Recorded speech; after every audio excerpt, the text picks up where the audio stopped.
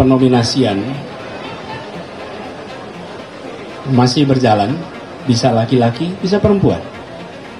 Jadi itu semua masih dalam proses, dan kita insya Allah ingin agar yang nanti diumumkan itu memiliki efek kejut bagi semuanya. Koalisi perubahan untuk persatuan ini selalu ada progres, selalu ada hasil-hasil kesepakatan yang dilakukan tiga partai ini dan bersama dengan Mas Anies untuk menunjukkan kepada publik bagaimana proses transparansi kami dalam menentukan pasangan capres-cawapres.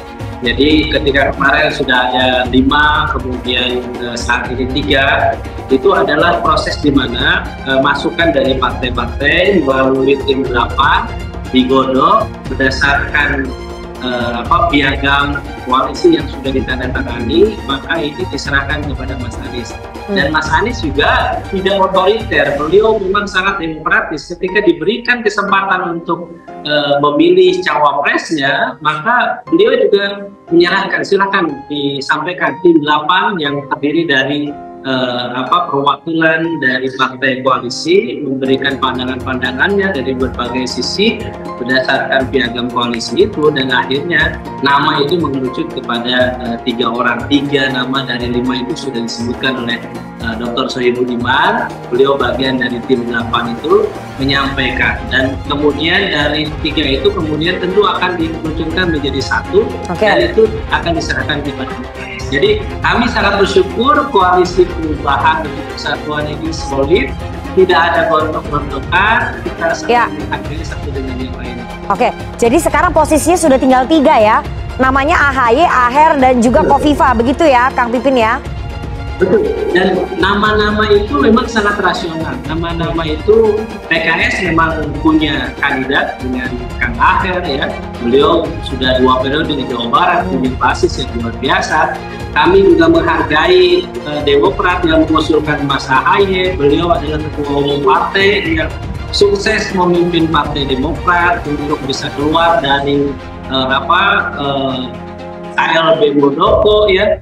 Dan kemudian saat ini juga saya kira perkembangan progresnya sangat luar biasa, dan juga kami menghormati pilihan dari Nasdem di mana mengusulkan Ibu Hovifa yang merupakan gubernur Jawa Timur saat ini. Cukup lama ya, untuk sampai di 2024 Februari tanggal 14. Dan kita memang butuh waktu untuk melihat siapa sosok yang paling layak berdasarkan kriteria itu. Kriteria itu selalu kami sebutkan kontribusi elektabilitas, kerentanan politiknya lebih rendah, dia punya ketahanan politik kuat, tidak mudah dikriminalisasi, punya basis suara yang baik, kemudian punya visi-misi dan sebagai dewi tunggal dengan capres, punya chemistry.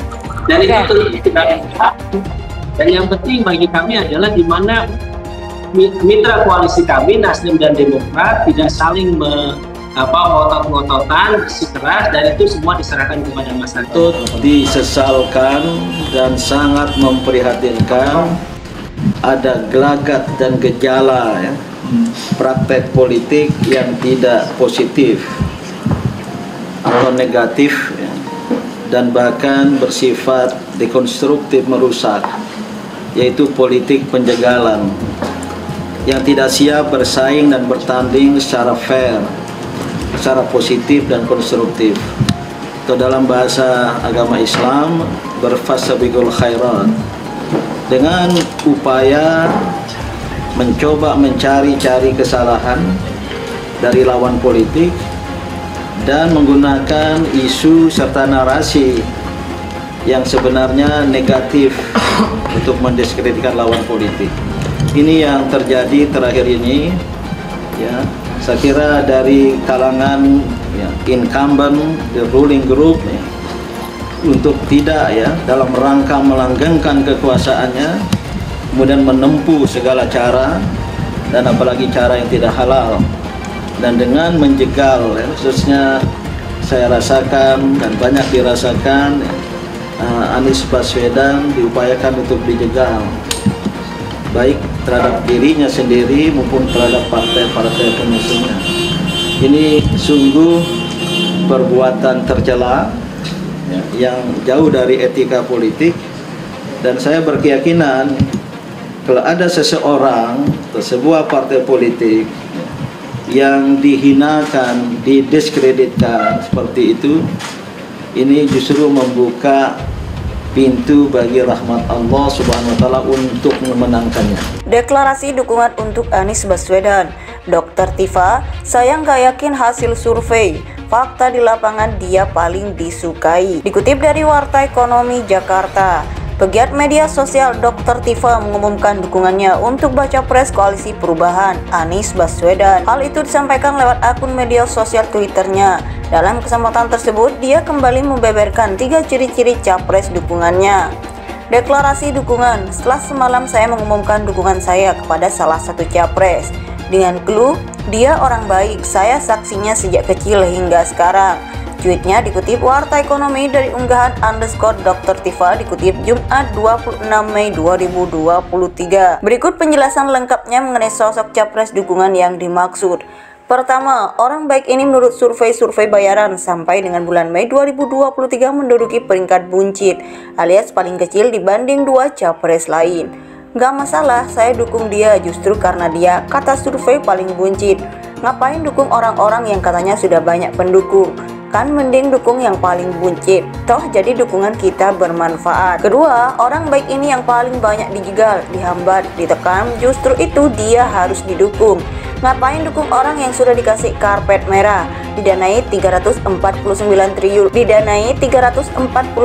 triliun, dengan fasilitas jabatan bisa kesana kemari, disanjung, dipuja.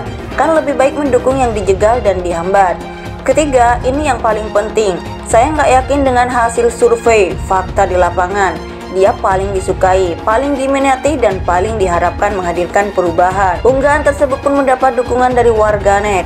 Akun _Putra Purba menulis, underdog adalah posisi yang bagus dalam sebuah kompetisi. Di posisi ini, energi untuk berjuang akan lebih besar dan fokus. Niatkan semua aktivitas memperjuangkan beliau sebagai bagian dari ibadah.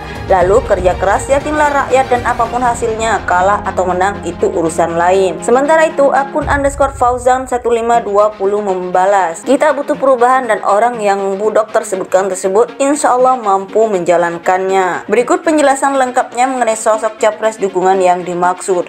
Pertama, orang baik ini menurut survei bayaran sampai dengan bulan Mei 2023 menduduki peringkat buncit alias paling kecil dibanding 2 capres lain. Gak masalah, saya dukung dia justru karena dia, kata survei, paling buncit. Ngapain dukung orang-orang yang katanya sudah banyak pendukung? Kan mending dukung yang paling buncit, toh jadi dukungan kita bermanfaat.